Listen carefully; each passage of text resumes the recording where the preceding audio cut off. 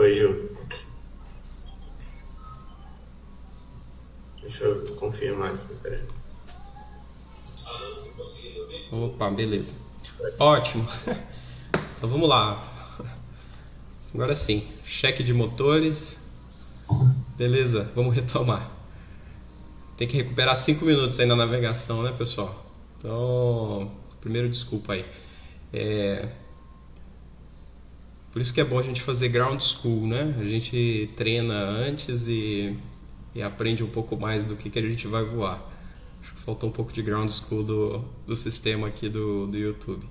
Bom, a gente já teve o módulo 1 e a gente falou bastante de sistema, falou do Cessna 150. Hoje a gente vai ver desempenho, peso e balanceamento.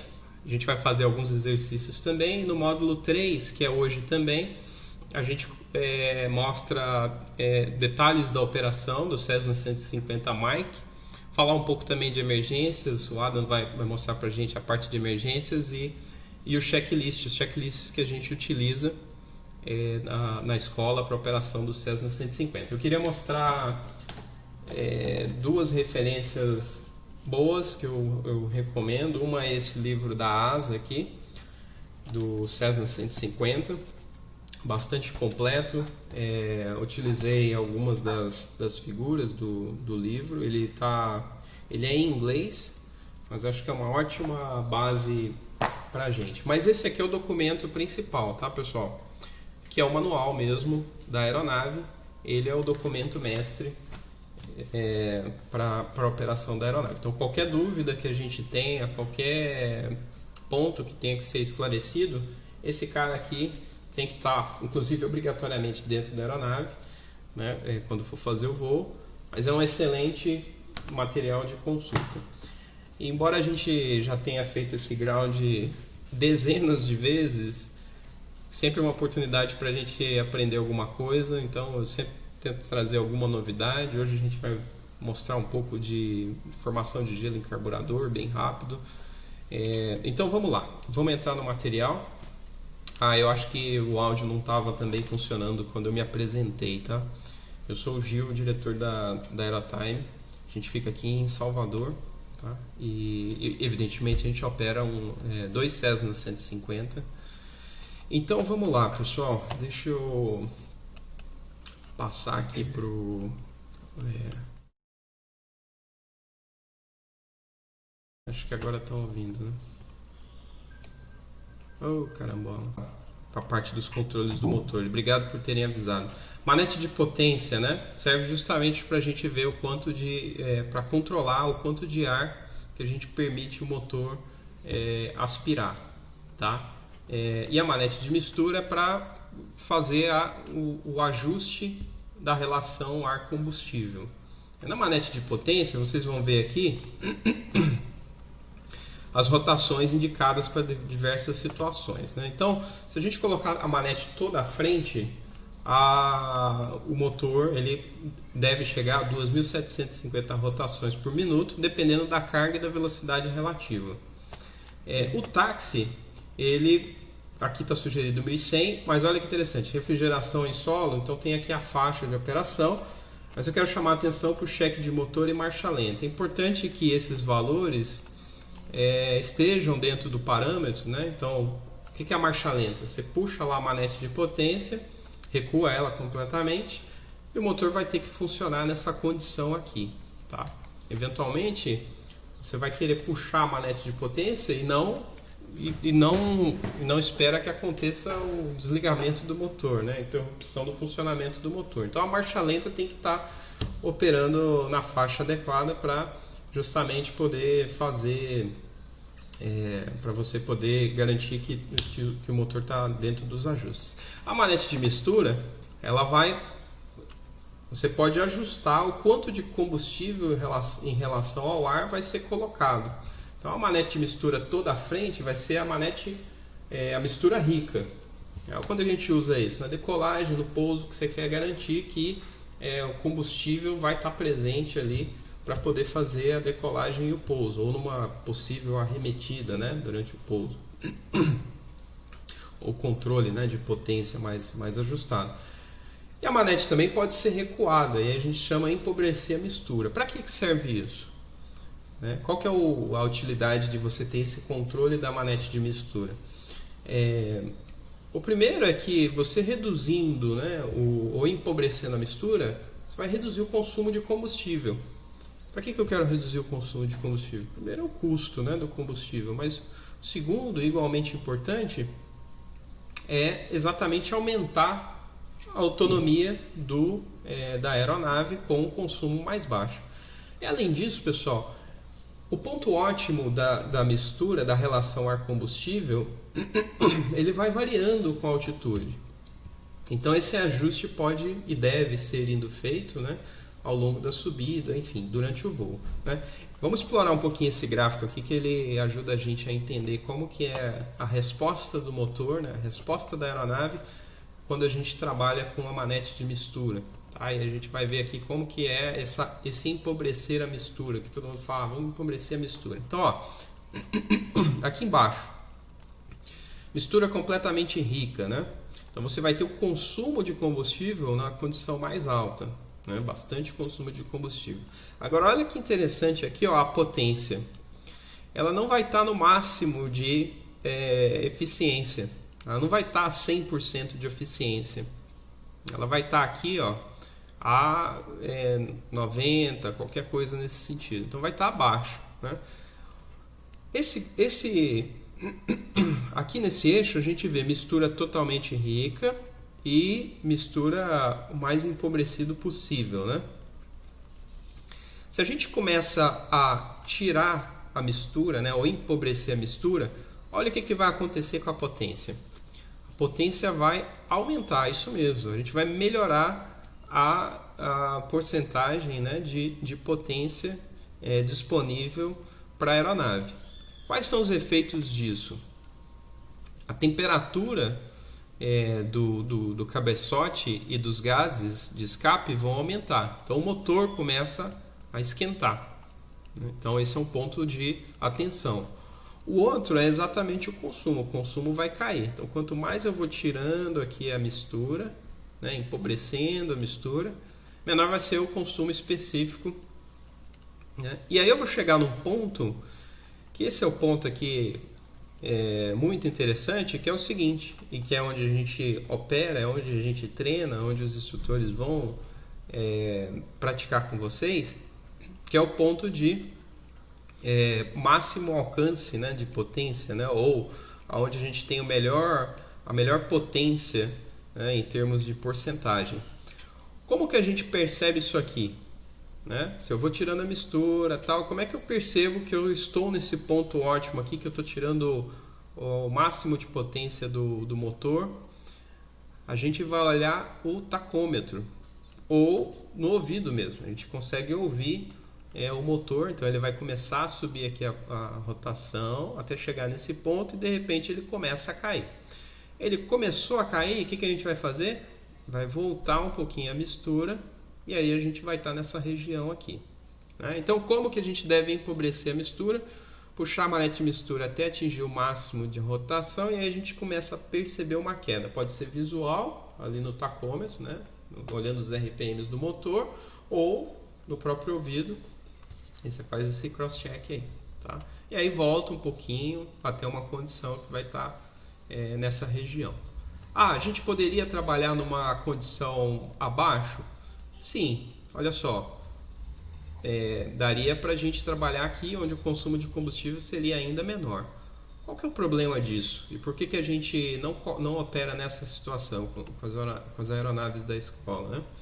A temperatura vai chegar em seu ponto máximo, tá? E isso pode ser danoso para o motor. Então, como prática, o que a gente faz é exatamente trabalhar nessa região aqui, que oferece um bom consumo de combustível, e uma temperatura aqui coerente, razoável para a operação. Ok? Se vocês tiverem dúvida, pessoal, coloquem no chat aí. A gente está acompanhando aqui também, eu e o Adam, e aí a gente tenta responder. Ok? Legal. Vamos para o próximo. Esse aqui, esse slide aqui é um slide novo tá? Que a gente colocou, que é a condição de formação de gelo no carburador. Ah, mas aqui em Salvador a temperatura é sempre alta, não tem problema. Então, pessoal, olha só, vamos ler esse gráfico aqui, né? Ele mostra duas coisas: o ponto de orvalho, né, e a temperatura mesmo ambiente. E aqui a gente tem a umidade relativa do ar, tá? Então aqui é 100%, né? Aí aqui a gente começa a ver as faixas de 80%, 60%, 40% e 20% de umidade relativa do ar, tá? Vamos pegar aqui um cenário onde a gente tem, vamos dizer, 20 graus de ponto de orvalho, relativamente alto, né? E 30 graus de temperatura. Olha que interessante, está nessa região aqui, ó. O que é essa região? Quando a gente estiver numa condição de descida, a gente pode vir a ter o carburador formando gelo. Olha, é uma situação bastante comum, né? Bastante comum. E ela é proporcional também às faixas de umidade relativa, ó. Então, vamos considerar que está numa umidade relativa de 60%. Vai estar próximo dessa região aqui. Então, acho que aqui o interessante é desmistificar um pouco a situação de que a formação de gelo no carburador acontece só em temperaturas mais baixas. Não, é uma relação de temperatura e também de umidade relativa, né? E também qual que está sendo a condição de operação, tá? Então sim, pode acontecer aqui no litoral a formação de gelo no carburador. Quais são os sintomas? Como é que a gente identifica o gelo no carburador? A gente vai observar, o piloto vai observar uma queda de RPM. Talvez a gente não consiga perceber de cara a queda de RPM, né? Não vai ser, caiu o RPM ali, pum, ó, tem gelo aqui. Não vai ser tão óbvio assim. Mas o que a gente vai começar? O que acontece com a aeronave quando a RPM começa a baixar? A gente começa a perder altura, né? Então, cada vez mais vai ficando difícil de manter uma determinada altitude. Essa pode ser uma indicação de gelo no carburador. E aí a gente olha lá para o tacômetro e realmente observa que o RPM não está se sustentando. E pode chegar a uma condição que o motor efetivamente fica bastante áspero. Ele começa a apresentar uma certa aspereza. Qual que é o procedimento recomendado? Mais uma vez, a gente pega lá o manual, né? Utilizar o ar quente do carburador por 10 a 20 segundos. Então, coloca o ar quente do carburador ligado, tá? Pode acontecer desse gelo efetivamente se desprender e ir para a câmara de combustão, e isso vai aumentar até a aspereza do motor. E aí pode acontecer uma reação natural de fechar o ar quente do carburador, né?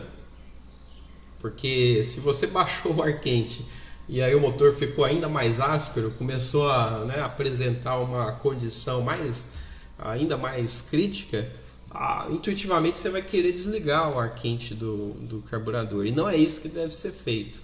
O que deve ser feito é manter até que o motor volte às condições mais adequadas, ou seja, a aspereza seja mitigada, tá? Por isso que esse prazo de 10 a 20 segundos é importante, tá? Passou, já baixou, a aspereza já parou de dar sinal, a queda de RPM vai ser restabelecida, e aí sim a gente pode fechar o ar quente, tá bom? O ar quente, pessoal, acho que vai chamar a atenção, né? Ele não é recomendado que seja utilizado em solo, e não tem necessidade também aqui onde a gente opera de utilizar em solo, exatamente por conta dessas condições aqui, né? Embora não seja impossível. Então sempre é bom a gente olhar isso aqui. Mas por que não se recomenda usar o ar quente do carburador? Porque ele é um bypass do ar direto pro motor, né? Ele pega o ar sem passar por todos os filtros. Então, quando estiver no solo, pode ser que você acabe você não, a aeronave, né, o motor, possa aspirar alguma coisa aí prejudicial. Tá bom? Então, muita atenção na formação de gelo do carburador. A gente acrescentou esse item aqui. É uma situação provável, tá? Que não pode ser desconsiderada.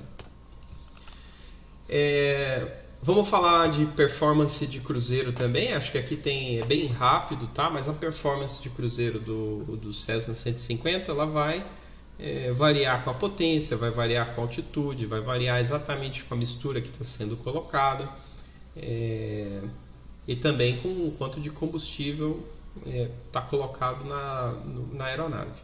Aqui tem alguns números, né, de referência. Então, por exemplo, o alcance em cruzeiro típico com 75% da potência, empobrecido para melhor economia, vai dar um alcance aqui de 293 milhas náuticas. Melhor alcance em cruzeiro, já com aqui a consideração é mais para velocidade, né, e uma altitude aqui de 10 mil pés, vai oferecer 570 milhas náuticas. Tá? Outra informação interessante aqui são as velocidades de referência para efeito de planejamento, né? Então, na altitude de 5 mil pés, por exemplo, se a aeronave estiver funcionando a 2.550, o True Airspeed aqui vai ser de 116 milhas por hora. Outra informação legal para a gente ter em mente é o quanto que a aeronave consegue se deslocar em relação ao solo, tá? A depender da altitude, numa condição de planeio. Então, considerando o planeio a 70 milhas, tá? E a hélice ainda em funcionamento, flap recolhido e zero vento, a distância aqui, ó, vamos pegar aqui, ó, se você tiver 6 mil pés, se a aeronave tiver 6 mil pés, até chegar em zero, consegue-se ainda percorrer 10 milhas. Agora olha só, isso aqui não são nautical miles, tá, pessoal? São milhas terrestres. Então é importante também ter em mente aí a questão das conversões, tá? Ok? Aqui vai dar mais ou menos uns 16 quilômetros, né? Pra gente, acho que é mais intuitivo. Milhas náuticas deve dar perto de 9, por aí. Depois eu vou fazer essa conversãozinha e coloco lá no YouTube também. Esse aqui é importantíssimo, decolagem e pouso, tá?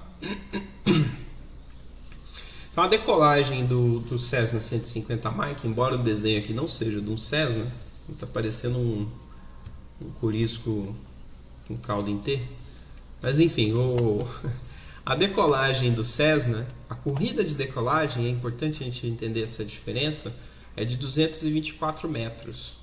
Tá? Então vai gastar 224 metros aqui no solo, correndo, e aí sim, pum, decola, lift off. A razão de subida aqui 670 pés por minuto. E o teto de serviço 12.650. Teto absoluto 14.000. Distância de decolagem. O que é esse conceito de distância de decolagem mínima com obstáculo a 50 pés? O que vai correr aqui em relação ao solo? Qual distância em relação ao solo para executar a decolagem e livrar um obstáculo de 50 pés? É muito maior, 422 metros. Pessoal, todas essas condições aqui, elas são feitas nas condições padrões, né? Então, a temperatura de 15 graus, a pressão, né, de 1013,2 ao nível do mar, são as condições padrão. E eu vou mostrar logo em seguida que isso varia muito. Numa aeronave em boas condições, ou seja, todos os parâmetros funcionando perfeitamente, e considerando um piloto com média experiência. Tá? Ou seja, um piloto com menos experiência, muita cautela com esses valores. Né? Acho que isso é esse gerenciamento de risco que é importante a gente, como piloto, ter ciência. Tá? E o pouso? Como é que é o pouso, pessoal? O pouso, corrida com flaps, aqui com flaps baixados, né? Então, ele vai ser de 135 metros, tá? Então, aplicando freio, consegue-se fazer um pouso com 135 metros. Mais uma vez, as condições de temperatura, pressão, nível do mar, tudo padrão, tá? E se for livrar o obstáculo de 50 pés, tem uma árvore lá na cabeceira, ó. A gente acha que não tem, mas tem muito lugar que tem. Olha o quanto aumenta. Vai para 422 metros, né, para livrar com o obstáculo, né? Você livra e aí sim você faz o toque e aí faz a frenagem para 135. Mas olha o quanto que se corre se tiver um obstáculo de 50 pés na cabeceira, tá? Então acho que serve de referência, né? Eu vou mostrar daqui a pouquinho a situação quando temperatura muda, vento muda, tudo isso. Só chamar a atenção aqui, pessoal, a razão de subida, mais uma vez, condições padrão, tá? Qual é o peso que está sendo considerado aqui? O peso máximo, tá, de decolagem. Qual que é a diferença entre teto de serviço e teto absoluto? O que é teto de serviço, né? A partir dessa altitude aqui, a gente não consegue garantir uma razão de subida superior a 100 pés por minuto. Esse é o conceito de teto de serviço, né? E o teto absoluto é aquele para qual a aeronave foi projetada, né? A condição limite para a qual ela foi projetada. Ok? Legal. Olha só, esse é um gráfico que tem, aliás, é uma tabela, né? Não é um gráfico. São as tabelas que mostram a distância da decolagem, né, em função de alguns parâmetros, tá? Então vamos entender aqui, ó, a gente vai se aprofundar um pouquinho aqui, né? Então considerando o peso de 1.600, decolagem aqui com 70 milhas, e aí ele coloca aqui condições de vento, tá? Então o vento aqui de proa, né? E aí ele coloca algumas condições, por exemplo, ao nível do mar com 59 graus Fahrenheit, 2.500 pés a... Deixa eu dar um zoom aqui para a gente ver melhor. Aqui, ó. A 50 graus Fahrenheit, 60, né? 60 graus Fahrenheit. 5.000 pés a 41 graus. Então ele dá várias condições, tá? Vamos pegar um exemplo para tentar entender isso aqui. Então, aqui, ó. Qual que é o desempenho de decolagem em Morro do Chapéu, né? Essa localidade aqui é 32 graus Celsius. Bom, 32 graus Celsius, a gente viu que a tabela está tudo em Fahrenheit, né? Então vamos pegar aqui 32 graus Celsius, vai dar aproximadamente 90 Fahrenheit, tá? Então, ó, 90 Fahrenheit. A gente sabe que lá Morro do Chapéu, a gente acabou de olhar no Rotair, está a 3.600 pés. Então, ó, eu vou acrescentar aqui 35 graus Fahrenheit.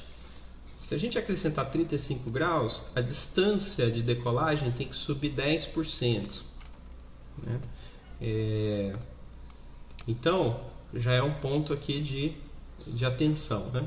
E é 2.500. Se a gente subir para 1.000 pés, então a gente vai ter que subir para 3.600, a gente vai ter que triangular aqui entre 5.000 e 2.500. Nós vamos considerar aqui então, ó, a corrida de decolagem seria de quanto se a gente estivesse nessa condição, tá? Para livrar se não tivesse obstáculo, 910 pés, tá? Então vamos pegar aqui a calculadora. Então 910 pés, multiplicar aqui, dividir por 3, que vai dar mais ou menos 300 metros, né? Então são 300 metros aí de pista que a gente vai utilizar para poder decolar nessa condição. Mas tem os 10% da temperatura. Sim, então sobe para 330 metros. Mas olha só, eu sei que lá em Morro do Chapéu tem obstáculos, tá? Então eu preciso livrar esses obstáculos. Bom, se tem que livrar os obstáculos, já vai para 1.560 pés. Então 1.560 pés multiplicado em metros, isso mais ou menos vai ser 520 metros. Se a gente coloca aquele fator de 10%, já vai para 570 metros, 580 metros, né? Então olha só, numa pista de 1.000 metros, a gente já está usando praticamente 600 metros para uma decolagem. né? Isso que eu ainda nem coloquei na altitude correta. Então isso aqui vai mostrando as condições as variações que a gente tem em função de alguns diferentes parâmetros, tá? Tudo isso eu fiz aqui considerando que não tem vento, né? Nem de proa, nem vento de caldo, enfim, né? Não tem nenhuma componente nesse sentido, tá?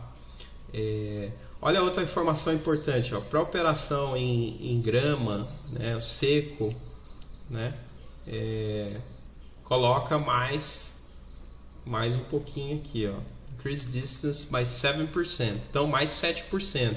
Então aqueles 600 já sobe para 640, né? E por aí vai. Então é bastante crítico fazer essa análise quando a gente for operar numa condição de altitude maior, né? De temperatura mais alta.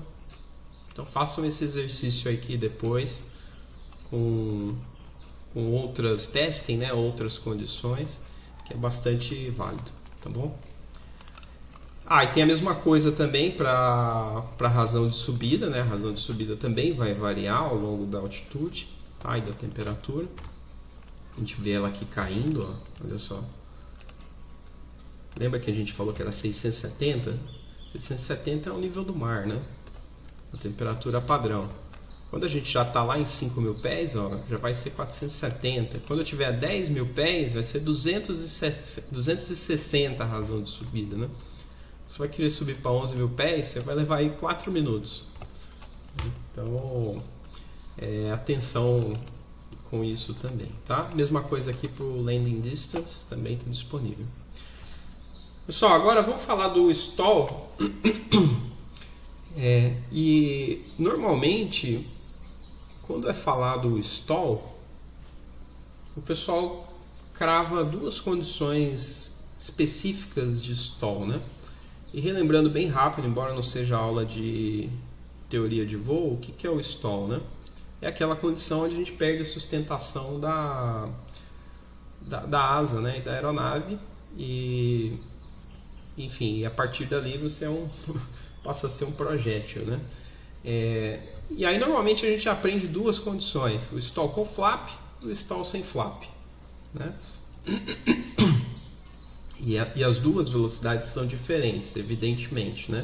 Quando a gente está com flap, quando a aeronave está com flap, a sustentação para uma menor velocidade é maior. Por isso que a velocidade de stall aqui é menor, tá? Então, no Cessninha 150, com flap, o stall está aqui em 48 milhas por hora. E sem os flaps, estão em a aeronave começa a estolar em 55 milhas por hora, tá? Vai ter o efeito de stall a 55 milhas por hora, tá? O que eu quero chamar a atenção?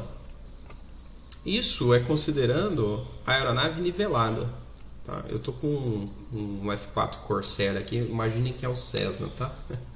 Só para efeito didático, mas façam força, imaginem que isso aqui é um Cessna. Normalmente a gente aprende com as asas niveladas, tá? Então, o stall, e a gente treina o stall também com a asa nivelada, né? Mas olha o que acontece aqui, pessoal, quando a gente começa a ter inclinações, tá? Olha como é que é o comportamento da velocidade de stall. Então, esses valores aqui estão cravados em 0 graus, asas niveladas, tá aqui, ó. Tá? Sem flap 55, esse 55 esse aqui, 48, flaps, né? Totalmente baixados, 40 graus, 48 milhas. A hora que a gente tem uma inclinação de 20 graus, tá? Uma pequena inclinação, a velocidade de stall começa a aumentar, né? Ó, sem flap ele vai para 57, com flap ele já sobe para 49. Não houve muita variação, né? Então, mas já começou a mostrar alguns efeitos aqui. Quando a gente vai para 40 graus, tá? Então aqui a gente já está numa média inclinação. Olha para quanto que vai para quanto vão as velocidades de stall. 63, tá? Milhas por hora sem flap, 54 com flap. Quando a gente está na aproximação e a gente normalmente faz aproximação, o manual, né, preconiza ali uma aproximação de 70 para o planeio, 75, alguma coisa nesse sentido. Olha para quanto já foi aqui a velocidade de stall quando eu faço uma curva de 40 graus. 63 versus 70. Tá? Então eu estou lá numa aproximação, tenho que fazer um pequeno desvio, a velocidade de stall já aumentou, vai chegar próximo dos 70. Mas olha aqui, pessoal, 60 graus de inclinação. Curva de grande inclinação, tá? 78 milhas por hora. Opa, pera aí, mas eu tô vindo no meu planeio aqui a 70 milhas por hora. Sim, exatamente, 70 milhas. E aí você faz uma curva de 60 graus de inclinação. A sua velocidade de stall subiu acima da velocidade que você está voando. O que vai acontecer aqui? Existe um grande risco de stall. Vai ter um grande risco de stall. E não vai ser um stall simples, né? Não vai ser simplesmente um stall. Olha a sua condição. Vai estar 60 graus. Então, é bem possível que essa condição leve a um parafuso, né? Entrada em parafuso, tá?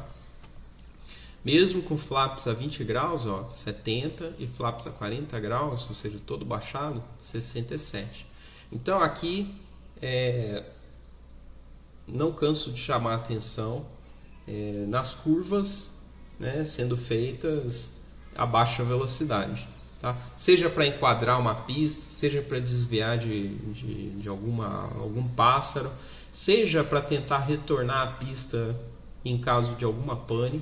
Você vai estar numa condição de baixa velocidade, né? Então tudo isso aqui deve ser bastante considerado, tá? Então muita atenção nessa condição aqui de inclinação das asas, tá? Velocidade e stall, tá bom? A buzina de stall ela vai emitir um sinal sonoro, né? 5 a 10 milhas por hora antes que o stall aconteça, e vai continuar ligada, né, e ela inclusive proporcional até que a atitude da aeronave se enquadre numa condição de não stall, né? E o Cessna 150 ele está certificado, mas ele é proibido. Isso era verdade até alguns anos atrás, mas uma AD, tá, de 2009, ela proibiu o parafuso intencional, tá? Então existe uma AD que proíbe parafuso intencional para o Cessna 150. Ok? Pessoal, se vocês tiverem dúvida, deixa eu só dar uma olhada aqui no chat, se vocês estão com alguma dúvida, algum ponto. Eu vou fazer uma pequena pausa aqui. Tá, não, nenhuma dúvida. Tá bom, então ótimo. Todo mundo já estolou aí, né? Legal, então vamos nessa. Um exercício rápido aqui também de desempenho, tá? De cruzeiro, né? Ela varia muito, pessoal, olha só, varia bastante. Tinha um tráfego aéreo aqui passando na minha frente. Então varia muito com condições, né? Altitude, a própria rotação vai trazer para a aeronave condições diferentes de autonomia. Vamos ler bem rápido aqui, ó. Desempenho de cruzeiro, tal, condições aqui, ó, de peso 1.600 libras, tá? Zero vento, mistura empobrecida, né? Olha só que informação importante aqui, ó. A máxima potência de cruzeiro é limitada normalmente a 75%. Tá? Acima disso você começa a ter você pode levar o motor a uma condição de desgaste, não prematura, mas no ciclo de vida, né? Olha que interessante, a velocidade de cruzeiro ela muda se a aeronave tem as polainas, tá? Então 2 milhas por hora menor se não tiver a polaina, tá? Outra coisa, esses números que estão aqui não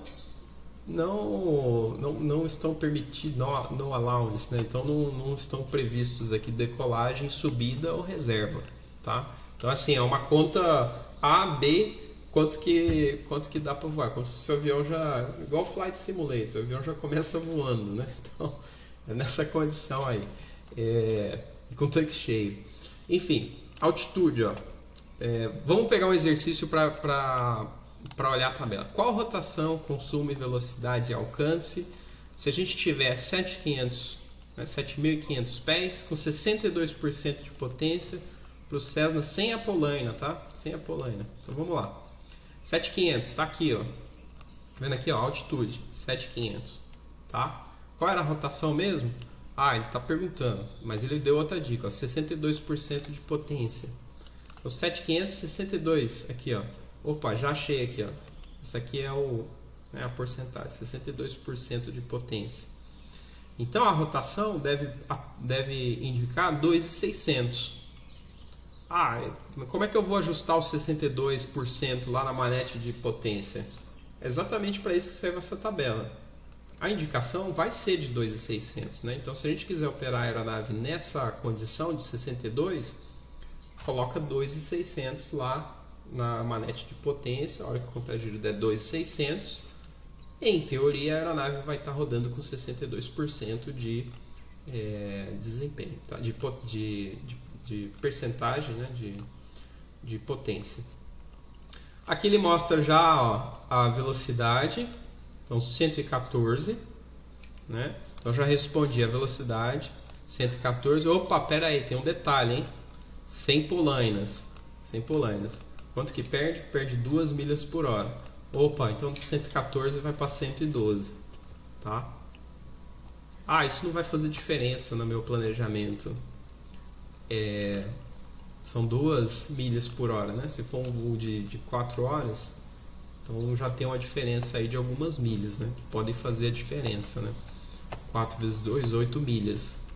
Uma diferença aí de uns 14 quilômetros. Pode ser chave, né? Então, importante essas considerações. Aí aqui, ó, tem o consumo também em galões por hora, tá? Então 2.600, 62, 114, a gente viu que na 114, que é 112, porque a aeronave está sem a polaina. 4.7 galões por hora. O que vai dar aqui, já na conta, uma autonomia de 4.8 horas, né? Então 4.8 horas, tá? Aí ele fez uma conta aqui, daria aproximadamente 550. Só que aí a gente tem que considerar que a velocidade cai um pouquinho. Então é justo a gente fazer um ajuste aqui no range também. Então, resposta aqui, né? Qual a rotação? Vai ser 2.600.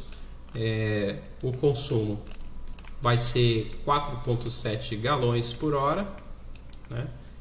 A velocidade vai ser 114 menos 2, então 112 milhas por hora, tá?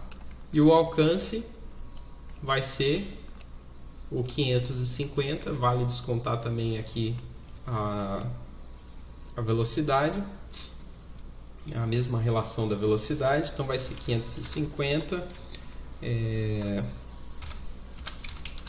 com menos 2%, 539, tá? Não quero tirar essas 2 milhas. Sempre é bom a gente fazer o planejamento considerando a condição mais segura, né? Vale lembrar, né? No allowance for takeoff, climb and reserve. Então, ou seja, aqui não está considerando o consumo de combustível de subida, o consumo de combustível, né, de decolagem ou reserva, tá? Ok? Então, isso é um exercício rápido aí, mas que ajuda a gente a entender as condições de operação do Cessninha 150, tá? Pessoal, se vocês tiverem dúvidas aí, vamos colocando aí no chat. Exercício de peso e balanceamento. Por que é importante a gente fazer o exercício de peso e balanceamento? O que é o peso e balanceamento, né? O que é isso, né? A aeronave ela é projetada, ela é desenhada para operar dentro de uma condição de peso, né, máximo, né? Porque estruturalmente ela foi feita para isso, né? E o balanceamento é o que? É exatamente saber se ela está com o CG ou os pesos que estão dentro da aeronave, né, incluindo a própria aeronave, estão numa região que foi utilizada para o projeto de voo, né, para o projeto da aeronave. Então existe um conceito que se chama envelope, né, do peso e balanceamento. Não é uma cartinha, não,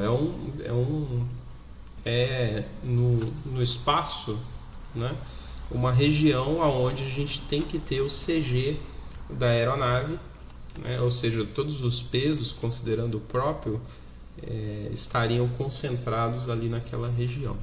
Tá? Se a gente pesar a aeronave, a gente vai saber que o peso total, com tudo que está junto, tem que estar naquela região. Claro que essa posição do CG ela vai mudar a depender de onde a gente coloca o peso. Se a gente coloca mais peso no bagageiro, o CG da aeronave, com todas as cargas, vai mais para a cauda da aeronave. Se a gente não coloca nada no bagageiro, o CG vai permanecer mais à frente. Né? Se a gente coloca combustível, né, que fica aqui nas asas do Cessninha, o centro de gravidade também vai para onde estiver mais próximo daquela massa, né, da massa do combustível. Se eu tenho duas pessoas na aeronave, também o centro de gravidade vai se aproximar para aqueles pesos. Né? Então esse peso multiplicado pela distância em relação, aqui no Cessna é o painel corta-fogo, né, vai dar o momento, né? E o Cessna 150 ele usa o conceito de momento para dizer se as cargas estão dentro do envelope. Então vamos fazer um exercício aqui. Tá? Relembrando, peso máximo de decolagem do Cessninha 150 é 1.600 libras. Tá? Então vamos lá, deixa eu pegar aqui o Excel para o peso e balanceamento. Deixa eu ver se vocês estão vendo direitinho aí. Acho que ainda não foi. Deixa eu trazer o Excel. Foi. Então vocês devem estar vendo agora o Excel. Tá bom, vamos fazer um exercício aqui. Então esse é o manifesto de peso e balanceamento do Cessna 150 Mike. Tá? A gente coloca aqui nome, matrícula da aeronave. Vamos pegar o Servo Kiosca. Vou colocar aqui Salvador até Ilhéus. Hoje não vai dar tempo de voar. Vou colocar amanhã. Mas é mais para referência, né? Então, a etapa. Quanto que é a etapa? Deve ser aproximadamente aqui 1h40 minutos. Tá? A gente coloca aqui. Aqui a gente vai ter o cálculo de autonomia, né? Com base no planejamento. Tá? Demora 1h40 minutos. Alterna aqui. Vou colocar 40 minutos. Tabuna. Mais uma reserva de 30 minutos.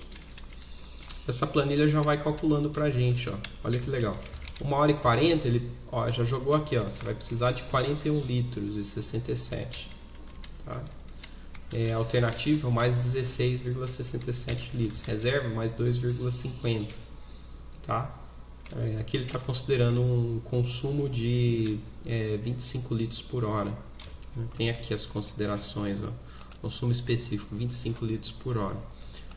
Tem algumas outras dicas aqui para você também fazer o seu planejamento, caso você queira fazer na mão, né? E aí, ó, mínimo requerido deu 2 horas e 50 minutos, ou seja, 70,83 litros. Não coloquei nada de adicional, 70,83. E aí eu venho para cá no cálculo de peso e balanceamento.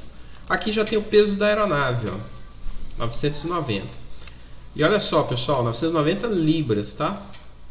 Então, quando a gente fala piloto e passageiro, em libras também. Então vamos colocar aqui, ó, aqui eu já fiz as formulazinhas para calcular. Estou voando sozinho, acho que eu engordei aí na quarentena, vou botar 82, né? E aí ele já converte automaticamente 180 libras. Tô com 180 libras de peso, parece muito, né? Passageiros, banco de trás, não tem. Aliás, algumas versões do Cessna 150 tinha, tá? Eu comentei isso no primeiro módulo, para criança. Então tinha lá o banquinho e tal. Cessna nosso não tem, 0, né? Combustível, ele já calculou, tá? Tá vendo? A cor da célula já é até diferente, ó, campo calculado.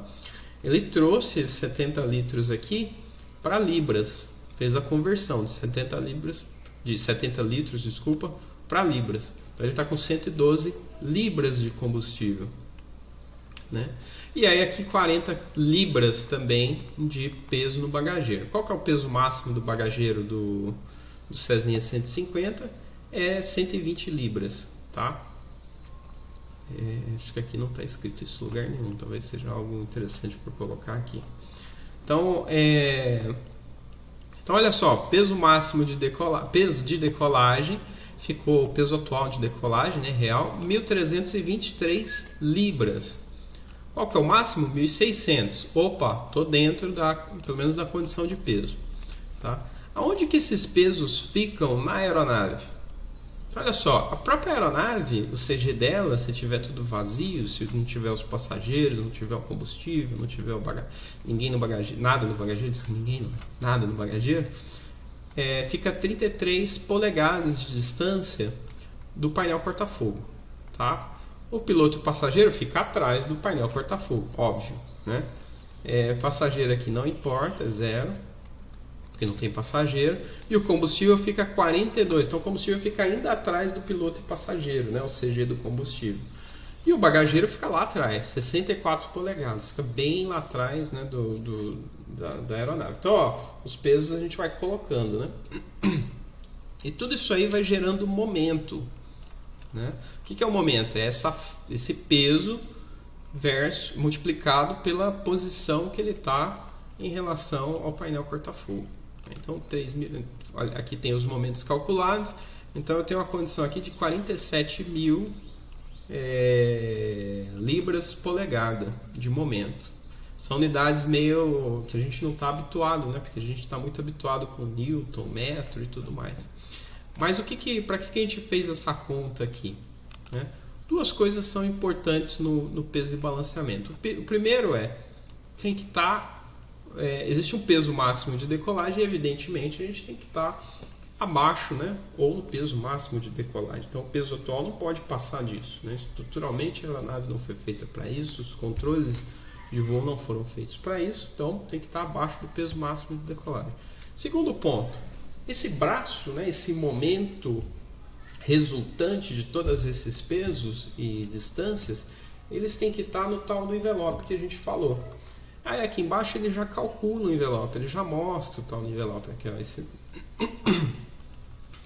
essa figura geométrica aqui, ó, é o envelope. E ele mostra exatamente o que, ó, o peso atual de decolagem, que está em 1.323, está aqui, e se está dentro, né, se o momento, né, libras polegada, está também dentro do envelope. Está dentro. Opa, legal, joia. Então, tá, a parte de peso e balanceamento tá ok. O Cessna, ele é bem... ele tem um envelope de peso e balanceamento bastante tranquilo, entre aspas, né?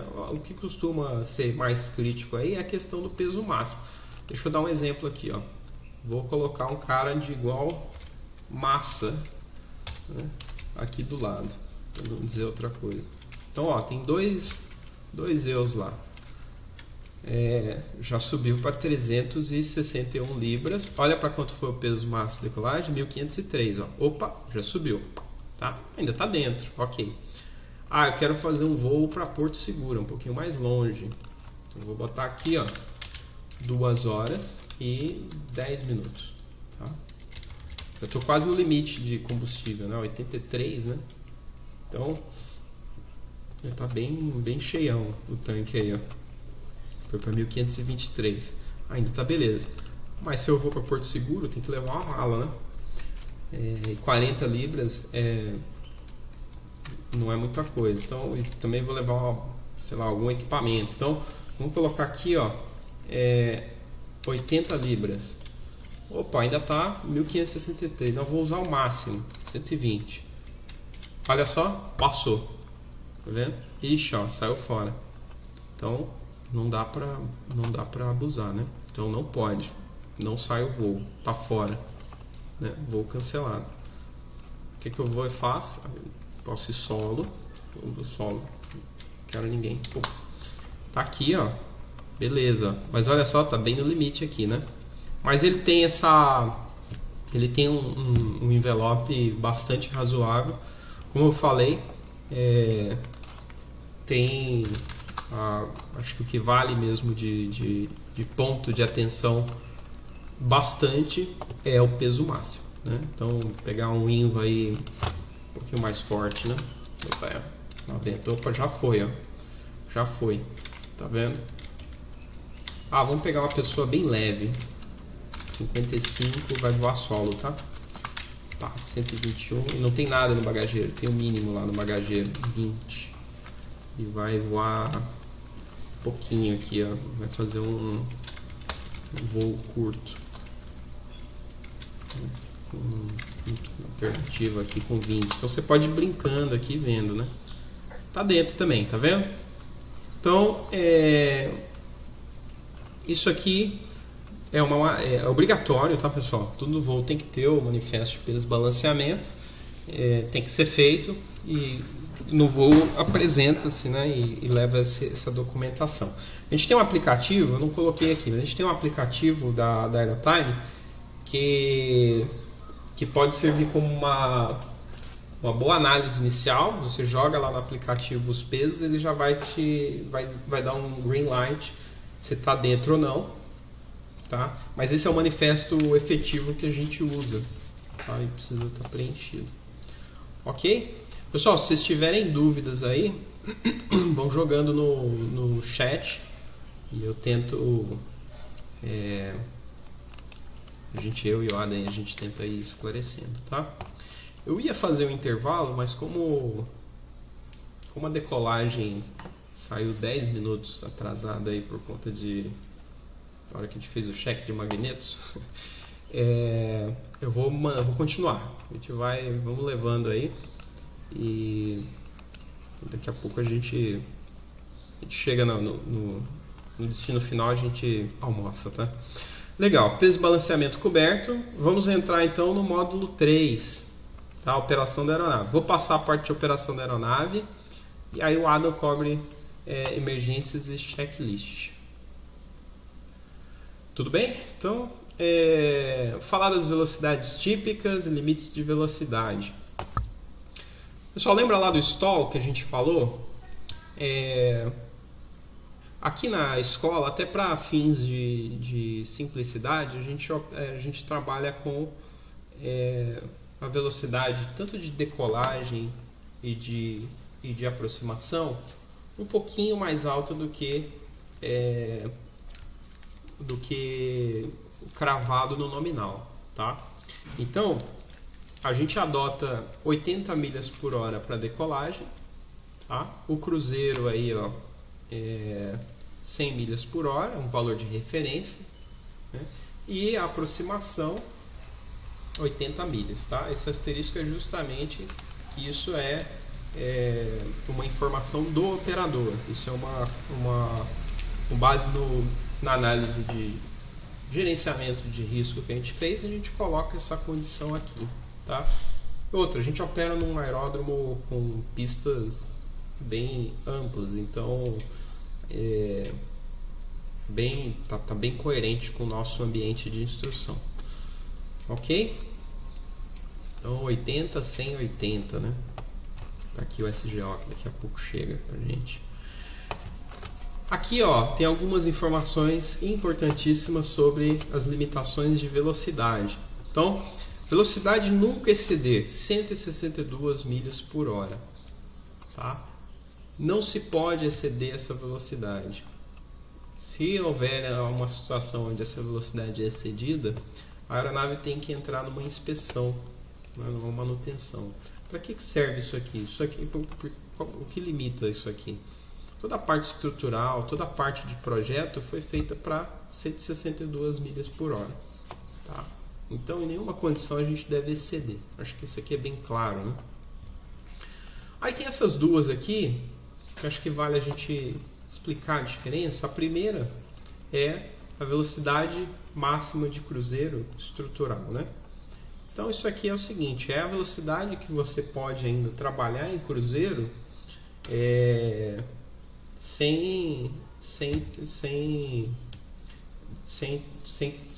com cautela, evidentemente, mas que ainda está dentro das condições de operação de cruzeiro, ou seja, pode ser mantida por bastante tempo, tá? Então em voo de cruzeiro.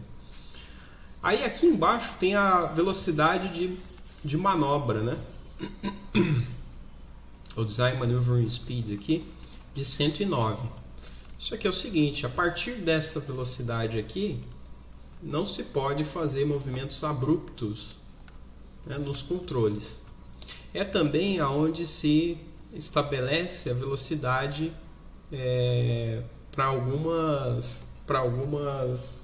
alguns procedimentos, tá? Algumas manobras. Então acima disso aqui a gente não pode, né, fazer um movimento muito rápido. Então, por exemplo, então, peraí, qual que é a diferença da 120 com a 109, né? Que a 120 eu já tenho que, se eu passar dela, eu tenho que ter atenção. Isso aqui, pessoal, você pode manter, a gente pode manter em ar calmo, né? Então numa navegação, no ar calmo, não tem nenhum sinal de turbulência, né? É conhecido a condição, então pode ser mantido até 120, né? Isso aqui, ó, é uma velocidade onde a gente não pode fazer movimentos abruptos. Então, quando que a gente adota o 109 aqui, que a gente, por exemplo, a gente está nos corredores aqui, a gente sabe que tem presença de pássaros, né? Então a gente tem que estar atento para fazer desvio de pássaro. É importante a gente manter uma velocidade abaixo de 109, tá? Então esses são os detalhes, essa é a análise que tem que ser feita. E aí tem uma outra informação aqui, ó, de 100 milhas por hora, que é a máxima velocidade com a qual eu posso ter os flaps estendidos, tá? Então, ou seja, acima disso eu posso danificar o flap ou ter algum outro efeito indesejado de flap baixado acima de 100 milhas por hora. Pô, mas como é que eu vou decorar tudo isso e tal? É importantíssimo saber, importantíssimo ter essas velocidades. Mas olha que legal aqui, ó, no velocímetro mesmo. Aqui tem as dicas, ó. Olha que interessante. A velocidade nunca exceder, ela está marcada aqui com a faixinha vermelha, tá? Aliás, uma coisa que é importantíssimo a gente ter, olhar, né? Milhas por hora, tá? Tem velocímetro que está em nós, tem velocímetro, enfim, que está nas duas condições.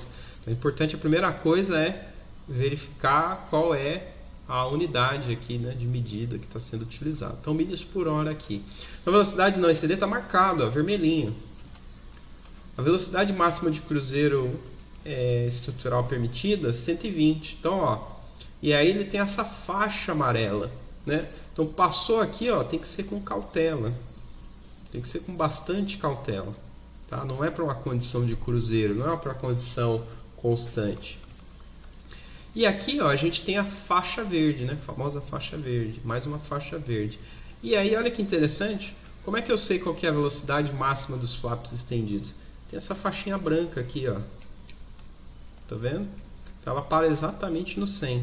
Então a velocidade dos flaps estendidos vem até aqui.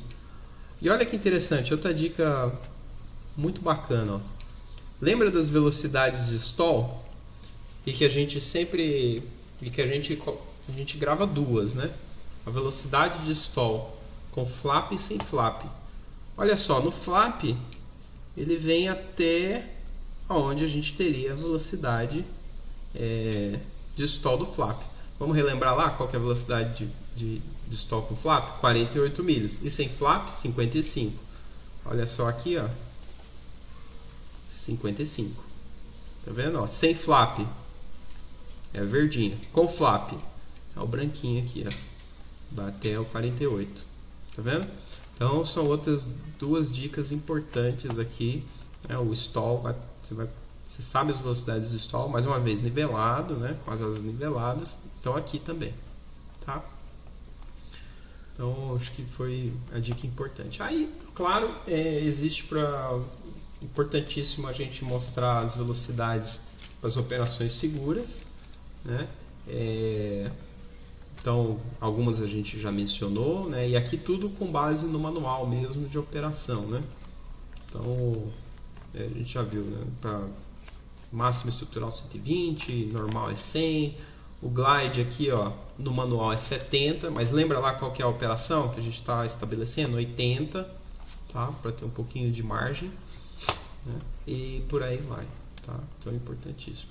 A informação importante aqui, ó, máxima velocidade da componente de través, né, de vento, 17 milhas por hora, o que é aproximadamente 15 nós, né?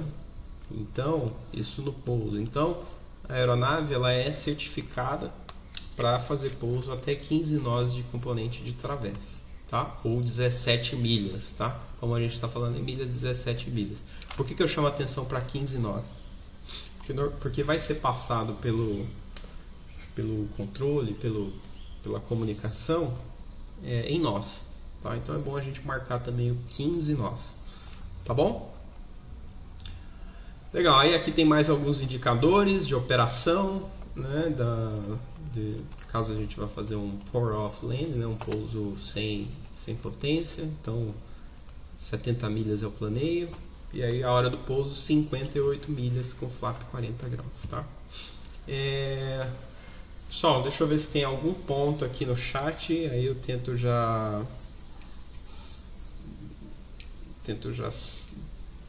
sanar, a gente...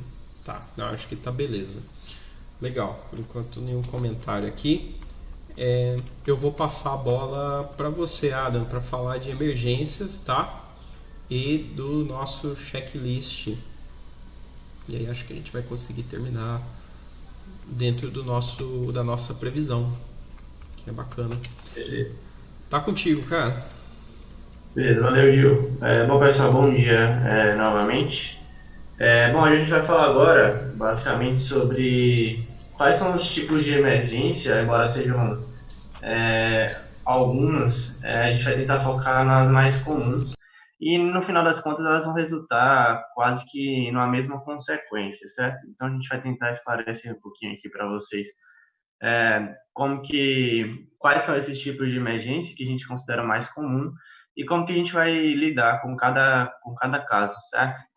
Bom, primeiramente, quando que pode acontecer uma emergência? Então, a gente pode ter uma situação de emergência em solo, em voo, e durante a corrida de decolagem, que logo após, na verdade, o lift-off, que a gente chama, né, logo após quando a gente decola, tira o avião do chão, eu acho que para o caso de pane de motor, a situação mais crítica. E a gente vai falar um pouquinho também sobre isso, dar uma atenção especial quanto a esse tipo de pane, beleza? Então, a gente tem alguns destaques, as situações que podem ser consideradas anormais, a perda de potência de motor, pouso sem potência, que também, queira ou não, é uma perda de potência do motor, por completa nesse caso. Então, o que eu queria chamar a atenção é basicamente que em grande parte, as panes elas vão resultar ou em perda de potência ou perda total da potência do motor, certo? Parcial ou total. Ou pane de comando ou pane elétrica. Basicamente, não foge muito disso, certo? Então, óbvio que as razões que levaram a pane, né, isso, as causas vão mudar, são mutáveis, são diferentes, mas o resultado é basicamente o mesmo. Então, o que a gente tem que aprender? Primeiro, identificar, não é isso? Essas situações e identificar sintomas de que aquela pane ela está por vir e depois como que a gente vai lidar em cada caso, certo? Então, vamos lá. A primeira situação de emergência que a gente tem aí é a situação de emergência durante a decolagem, certo? A gente divide essa situação basicamente em solo, então, enquanto a gente estiver na corrida de decolagem, a gente tem uma série de ações a cumprir, fora do solo abaixo de 400 pés e fora do solo acima de 400 pés. Então, a gente divide basicamente dessa forma, certo? Então, quando a gente tem uma perda de potência em solo ainda, na corrida de decolagem, eu acredito que a ação seja um tanto quanto óbvia, né? A gente tem que reduzir a potência do motor. Se essa perda de potência não for por completo, se for parcial, a gente já reduz a potência e vai aplicando os freios conforme necessário. Muita atenção que caso a gente esteja decolando uma pista um pouco mais curta e essa pane vier próxima à velocidade de rotação, pode ser que esteja sobrando um pouco a pista à frente. Então, Então a gente tem que estar sempre alerta quanto a isso para eventualmente utilizar uma possível área de escape ou até mesmo nas laterais das pistas. Isso já deve ser brifado antes da decolagem, qual que é a melhor solução para esse caso. Então, aqui, por exemplo, da coluna 17, a gente tem a taxiway à nossa esquerda.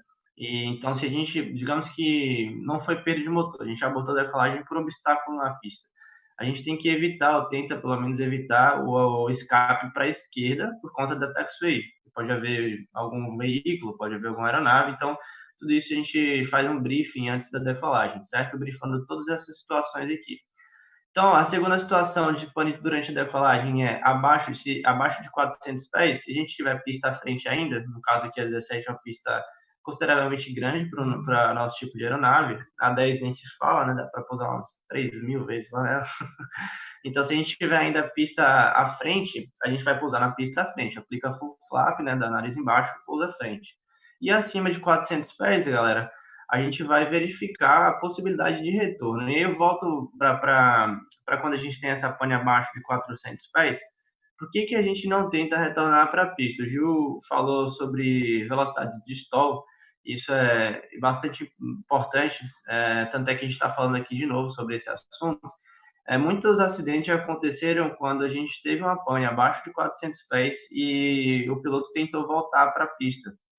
Tá? E o que acontece? Quando você vai voltar para a pista, você faz uma curva ali de aproximadamente 180 graus, né? Pode ser que seja um pouco maior ou menor, dependendo se pode pousar na taxiway paralela, mas enfim, 180 graus. Então, para você fazer essa curva em baixa altitude, você vai demandar uma inclinação de asa consideravelmente alta. E aí, quando a gente inclina demasiadamente a asa, pode acontecer o stall. Por isso que a gente limita, né, ou a gente restringe essa possibilidade de retorno apenas quando estiver acima de 400 pés, que não vai exigir da gente uma curva tão grande, né? Obviamente, a gente pode utilizar os pedais também, que a gente vai estar alterando a direção do eixo longitudinal do avião, então a gente não vai estar inclinando tanto as asas. Porém, mesmo assim, é uma situação muito relativa, depende muito do vento, da velocidade do vento. Então, se o vento tiver, a gente tem que sempre é, voltar, sempre a gente tentar voltar preferencialmente contra o vento. E por que preferencialmente? Porque se tiver um obstáculo no lado que o vento está soprando, a gente não vai fazer curva para cima do obstáculo, mas sempre que possível, a gente vai curvar contra o vento, porque o vento vai jogar a gente para cima da pista nesse caso. Se a gente faz uma curva a favor do vento, o vento vai afastar a gente do nosso ponto desejado, que é a pista para retorno, certo? Então, muito importante a gente já ter essas situações brifadas. E aí, acima de 400 pés, a gente vai... voltando aqui de novo, por isso que a gente tem essa limitação ó, de 45 graus, tá, galera? Então, abaixo de 400 pés, 45 graus de inclinação com relação ao eixo da pista, o eixo de decolagem, para a gente evitar essa inclinação demasiada. E aí, acima de 400 pés, a gente vai avaliar a possibilidade de retorno. Aqui embaixo, a gente tem uma observação, né? Se possível, ou seja, se houver tempo hábil, o que, num caso de uma pane abaixo de 400 pés, é muito delicada a situação quanto à questão do tempo, né? Mas se houver tempo, mistura cortar, né? Para a gente evitar qualquer fuga de combustível, enfim, magnetos desligar, o rádio declarar emergência, importante para agilizar o resgate, embora aqui, por exemplo, a gente está decolando do aeródromo controlado, então isso seria bem uma situação bem evidente, né, para o pessoal da torre, eventualmente o resgate, mas se não, se a gente tivesse em um outro local, é muito importante a gente comunicar a pane para que facilite a questão do resgate, certo? Desliga master, né, que é a bateria, alternador, cintos passados e portas destravadas. Para esse portas destravadas é só para a gente evitar que a porta possa ficar emperrada e dificultar a saída do local lá da aeronave após o pouso forçado, certo, pessoal? Bom, durante a decolagem, basicamente são essas situações que a gente tem que ter bem brifado em mente, e com outro tripulante, né, o instrutor, o aluno, para que não haja dúvida no momento da decisão, porque a gente tem muito pouco tempo, ó, 400 pés, vamos por 500 pés aí. 500 pés, se a gente estivesse descendo num cruzeiro, seria 500 pés por minuto, né? Uma descida normal, 500, 400 pés por minuto. Então, no caso da decolagem, é mais crítico ainda, porque você está em subida numa velocidade bem menor, então a gente vai chegar no chão ali em 30 segundos no máximo, a gente está quase no chão, então é muito rápido mesmo. Por isso que a gente não tem tanto tempo de pensar, né? E já tem que ter isso em mente bem claramente o que a gente tem que fazer, né, caso isso aconteça, certo? Bom, em voo, pessoal, emergências em voo. Uma das situações que podem acontecer é a alta temperatura do óleo, tá? E aí, a alta temperatura do óleo é um sintoma que o Gil falou lá da questão da mistura, enfim, a alta temperatura do óleo, e a gente tem que ficar esperto para um mau funcionamento do motor, certo? Então, toda vez que a gente tiver uma alta ou uma baixa temperatura do óleo, obviamente as razões elas são distintas, mas a gente tem que ficar atento já para se preparar para uma situação de pouso forçado, certo? Tem uma provinha lá do ground, quando vocês forem fazer, e tem uma situação, uma pergunta bastante recorrente, que é essa aí da temperatura do óleo. Quais que são as ações que devem ser tomadas para esse tipo de situação, tá, pessoal? É sempre importante fazer o cross-check da temperatura com a pressão do óleo, né? É importante para você certificar de que fato é um problema de temperatura ou de pressão, evitando que, tirando, na verdade, né, tirando a hipótese de ser algum problema de indicação, certo? Então, as ações, pessoal, a mistura, isso após a pane de motor, foi constatado, isso no fogo do motor, perdão, aqui me trocando aqui. No caso da alta temperatura do óleo, voltando, a gente vai ficar atento ao funcionamento do motor, preparado para uma situação de emergência, certo? No caso do fogo do motor, a gente já vai partir para as ações, mesmo que o motor continue ainda ali girando, certo? Então, a gente vai cortar a mistura, toda a alimentação de combustível a gente vai cortar também, potência a gente reduz para evitar que esse fogo ele comece a se alastrar pela aeronave, tá? Aquecimento de cabine desliga, apesar de a gente não usar aqui, né, no nosso caso, então está sempre off, a master off, magnetos, né, também desligados, e a velocidade máxima de descida. E obviamente essa velocidade máxima de descida é para que a gente não, se o fogo estiver se alastrando, a gente vai conseguir chegar em solo quanto antes de sair da aeronave. E muito importante esse item 9 aqui, ó, que é glissar se necessário, porque se a gente glissa, se o pessoal que já começou a estudar um pouquinho sobre manobras, a glissada, pessoal, é quando o avião vai de lado. Então, se você consegue pôr o avião de lado e não com o nariz para frente apontando para a sua proa, para o seu rumo, na verdade, você consegue fazer com que o fogo e a fumaça não entre, não fique para dentro da cabine e você não perca ali a visão de repente do que está à sua frente e prosseguir para um pouso forçado. Uma observação também importante é que esse tipo de pane, esse tipo de emergência, fogo no motor em voo, é bastante raro, tá, pessoal? É muito difícil mesmo isso acontecer, porém, caso aconteça, a gente tem que ter essas ações aí em mente de uma forma bem clara, certo? Pessoal, a gente não vai se alongar muito quanto a essa questão das emergências em voo, porque, como eu falei para vocês, isso a gente treina bastante durante o nosso curso de piloto privado e no início também do piloto comercial, para com as ações que a gente tem que tomar. Então, vocês vão aprender bastante, fazer bastante o check de racionamento do motor, pane de motor, voo planado, né, quando a gente vai fazer um pouso forçado, um pouso sem motor, até a gente chegar ao nosso ponto de pouso, que a gente escolheu eventualmente ali, a gente tem que manter a velocidade de melhor planeio, tudo isso vocês vão aprender lá no curso de uma forma mais intensa, então aqui mais para dar uma passada para vocês poderem visualizar mais ou menos como que funciona essas situações, certo? E daí vamos passar para a parte do nosso checklist. E não sei se todos aqui têm ideia do que é o checklist, mas o nome acho que também é um pouco intuitivo, né? É uma lista, né, de itens que a gente tem que observar e checar durante o voo, porque nós somos falhos, então eventualmente pode ser que a gente esqueça de executar algum item e na aviação a gente não tem espaço para isso, certo? Então a gente tem checklist para todas as situações praticamente de voo. Ó. Tem um pré-voo, que antes da gente iniciar o voo, quando a gente vai acessar a aeronave, esse pré-voo se divide, esse pré-voo a gente envolve um planejamento do voo, o peso balanceamento que vocês viram com o Gil, né? Notan, rota, isso, queira ou não, é um checklist.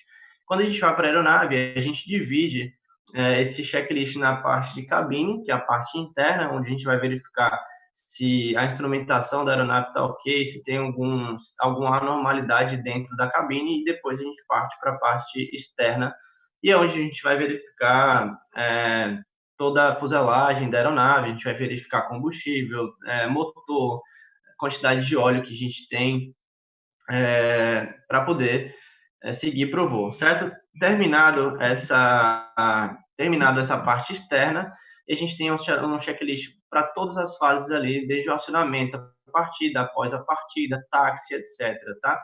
Então, acho que vai ficar mais fácil para vocês visualizarem isso aí, visualizando o nosso checklist que a gente reformulou há pouco tempo e a gente conseguiu, imagino eu, de pôr de uma forma bastante intuitiva, certo? Então, vamos lá. O, o nosso checklist, pessoal, como vocês podem ver, ele se divide em duas partes, a parte de operações normais e a parte de emergência, certo? Então, partindo para a parte de operações normais. Então, observe como a gente já tinha falado aqui, a gente tem um checklist antes da partida, ou seja, antes do acionamento do motor, um checklist para após a partida, táxi, ponto de espera, onde a gente vai verificar as condições do motor, né, magnetos, etc. Antes da decolagem também, a gente faz um checklist. Observe que todas as situações, ou seja, a gente está sempre utilizando o checklist. O checklist é, tem que ser nosso guia ali durante todo o voo, porque o checklist ele certifica de que a gente não esqueceu de nenhum item a ser executado. Então, bastante importante. Não sei se já puderam observar aí, a gente tem alguns itens que estão em negrito, certo? E outros que estão com grafia normal. Qual que é a diferença de itens que estão em negrito para itens que estão com a grafia normal? O que acontece, pessoal? Tudo que tiver aqui, ó, por exemplo, antes da partida não tem nenhum item em negrito, ou seja, todos esses itens aí, eles devem ser lidos e executados em seguida. Ou seja, você vai estar com o checklist na mão e vai ler em voz alta, isso é importante, para que o outro tripulante, o instrutor, o aluno, ele esteja em consonância com você, ele esteja observando tudo que você está fazendo e de acordo com as ações, e ciente, certo? Então, inspeção pré-voo, você executou a inspeção pré-voo antes de entrar no avião. Então, você fala inspeção pré-voo completa, combustível. É importante confirmar o quanto de combustível que tem na aeronave para fins de cálculo de autonomia. Altímetro ajustado. Importante, uma coisa que acontece bastante no início é que alguns alunos têm a tendência de apenas ler o checklist e não executar o item. Então, lê e executa, tá? Ficar atento quanto a essas questões. Então, altímetro ajustado, fala qual que é o ajuste, e até essa linha aqui, ó. Não sei se vocês estão conseguindo observar, tem uma linha tracejada que divide o checklist antes da partida, por exemplo, no meio. Então, o que é essa linha, pessoal? A linha, ela sinaliza a necessidade de autorização de tráfego, ou seja, vocês vão executar esses itens até essa linha. Quando chegar nessa linha, vocês solicitam ao órgão, ou solo, ou à torre, o acionamento da aeronave. Após autorizado o acionamento, esse checklist continua abaixo da linha até o último item aqui, que é a partida do motor, certo? E agora eu vou chamar a atenção para essas partes, esses itens que estão em negrito, pessoal. Por que está em negrito? Se está em negrito, ele tem que ser memorizado, ou seja, você executa as ações e depois, quando você tiver tempo hábil, você pode pegar o checklist para ler e certificar de que essas ações foram feitas.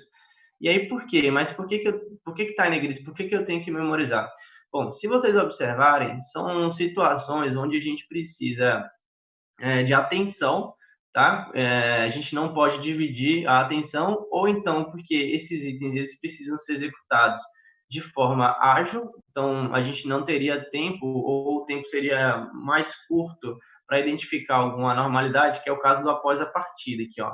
Após a partida do motor, por exemplo, a gente tem que imediatamente ajustar a mistura, a potência para 1000 rotações, para 1000 RPM, e automaticamente já olhar já bater o olho ali nos instrumentos do motor e certificar de que eles estão na faixa verde, ou seja, temperatura e óleo do motor tem que estar na faixa verde.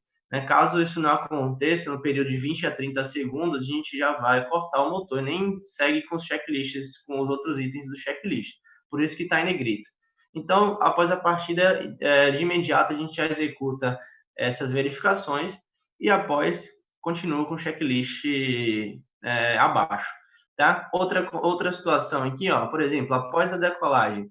Após a decolagem, pessoal, é uma carga de trabalho relativamente alta, onde você está tentando manter a velocidade, a aeronave numa velocidade de subida que é 70 nós ou 80 milhas, você tem que estar atento a pássaros, você tem que estar atento ao controle de tráfego e a aeronave está na atitude de subida. Se você desviar a atenção e eventualmente aumentar demasiadamente essa atitude de subida, você pode levar a um stall, então um circuito de tráfego também que você vai iniciar a curva.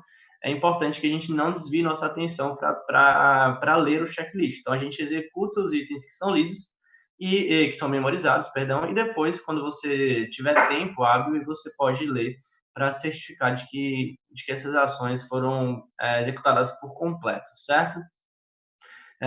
Bom, para quem iniciar o treinamento aqui com a gente, obviamente a gente tem um documento que explica ponto a ponto desse checklist aqui, como que você deve executar ele nas demais situações, beleza? Para finalizar essa parte de checklist, a gente tem o checklist de emergência, tá, pessoal?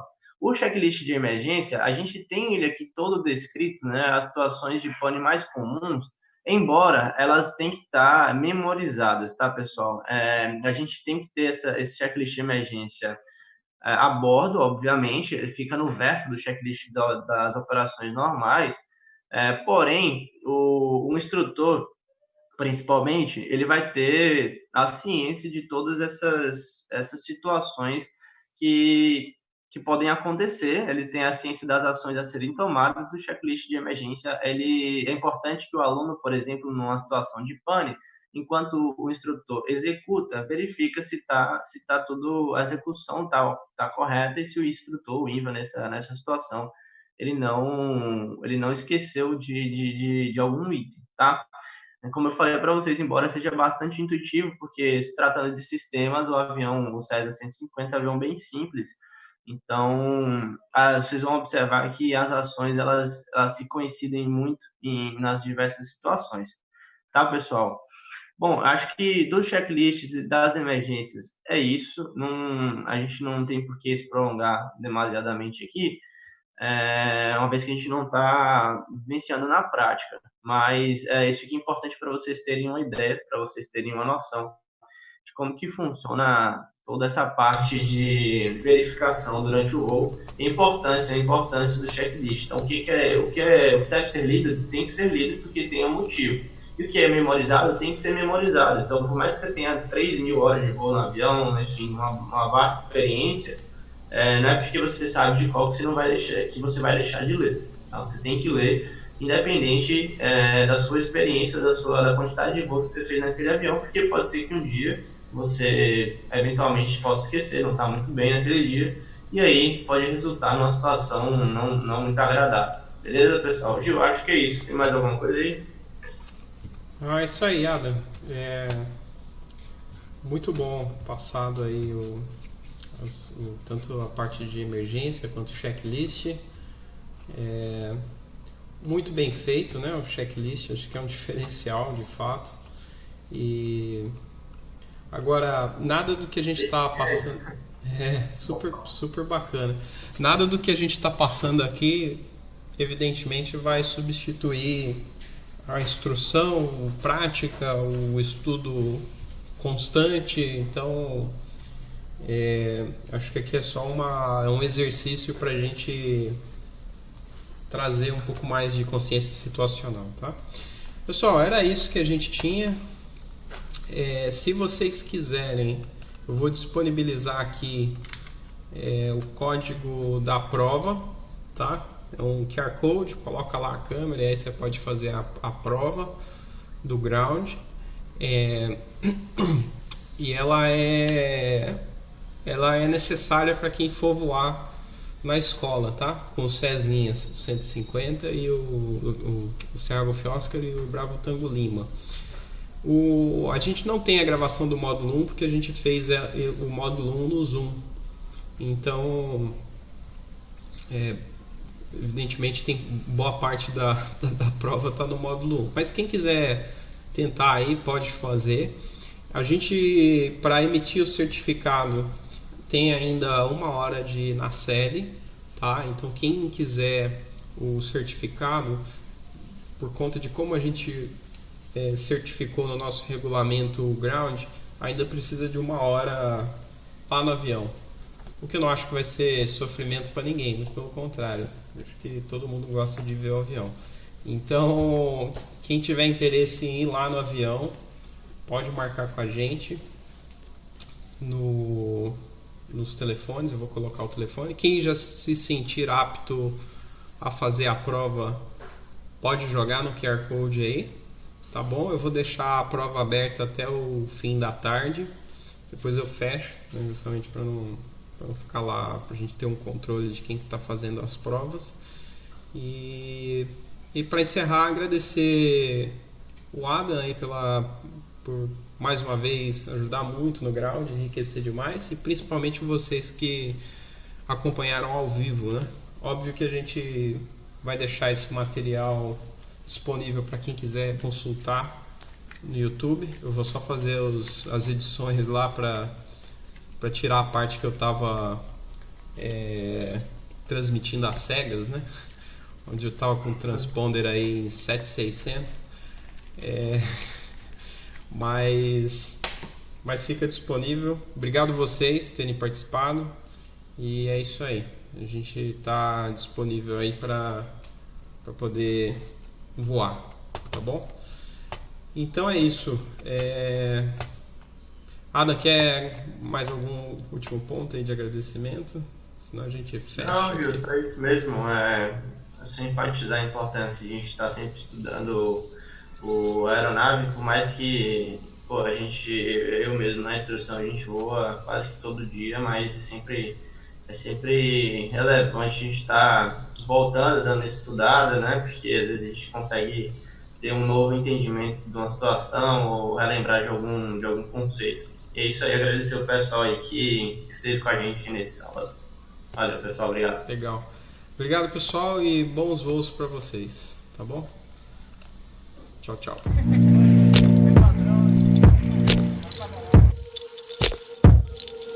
Acknowledge the information, Zulu.